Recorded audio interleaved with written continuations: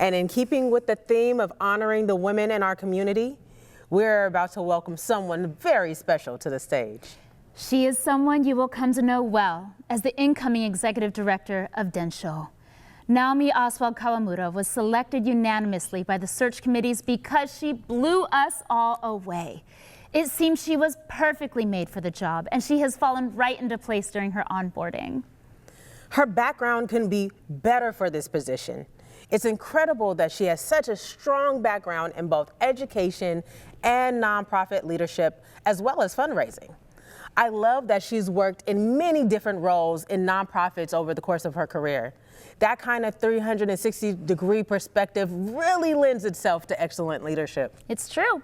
And what's even better is that she is so kind-hearted and connects with the very soul of this work. She is an exceptional leader, and there are tremendous works ahead with Naomi at the helm. So without further ado, I am so excited to welcome to the stage Naomi Ostwald Kawamura.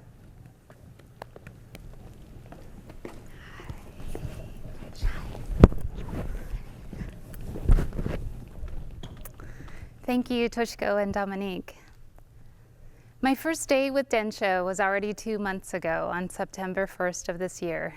Tom Ikeda, who I've come to learn is incredibly generous, kindly offered to pick me up that morning to drive me into the office.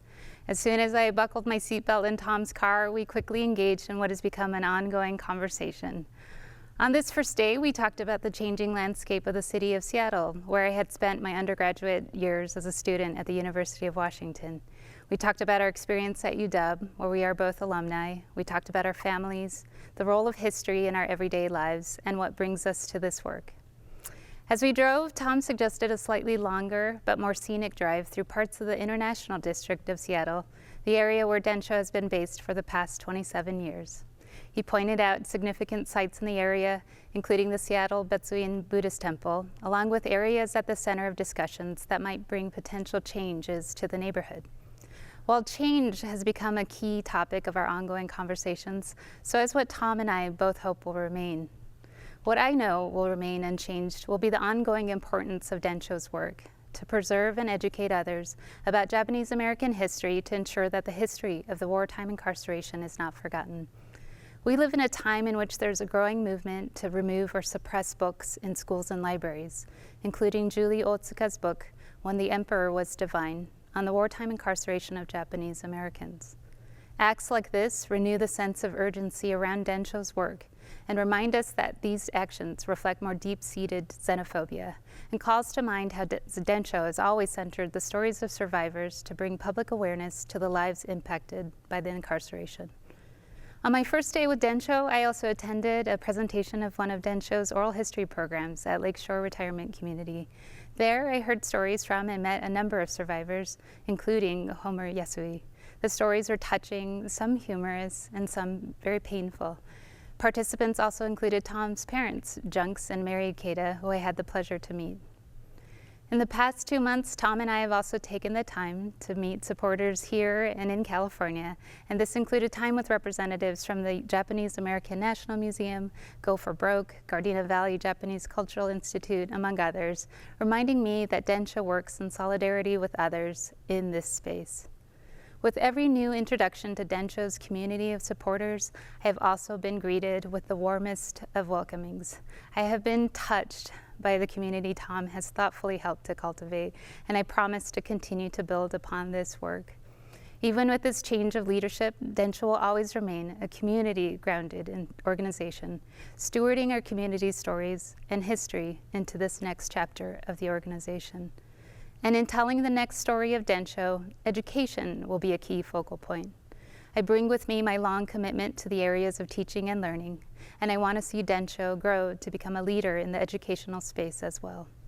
Densho will continue to provide extensive contextual knowledge and resources about the Japanese American wartime experience, as we have always done so, through our innovative approaches to technology and to the development of online resources and educational programming.